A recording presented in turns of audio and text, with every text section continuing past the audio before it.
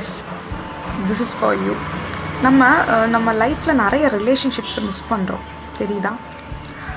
நான் ரொம்ப இன்டெப்த்தாக போல் ஒரு சின்ன எக்ஸ்பீரியன்ஸை ஷேர் பண்ணுறேன். ஒரு கிளாஸ் ரூம்குள்ளே ஒரு சைடில் ஒருத்தன் அங்கே உட்காந்துட்ருப்பான், இன்னொருத்தன் இங்கே உட்காந்துட்ருப்பான். கேட்டால் ஃப்ரெண்ட்ஸுன்னு சொல்லுவாங்க. இதை விட இன்னொரு நியூ கேட்டகரி என்னென்னா, தள்ளி லவ் பண்ணிகிட்டு இருப்பாங்க, ஆனால் அவங்க வந்து சொல்லியிருக்கவே மாட்டாங்க. ஸோ இங்கே என்ன மிஸ் ஆகுதுன்னு நீங்கள் நினைக்கிறீங்க? 100% எஃபர்ட்ஸ் தான். ஸோ ஒருத்தங்க ஒரு ரிலேஷன்ஷிப்பை கெயின் பண்ணுறதுக்காக ஒரு ஸ்டெப் முன்னாடி வந்து எஃபோர்ட் போட்டு பேசுறதுக்கு யாருமே வந்து என்னவா இல்லை, தயாராக இல்லை.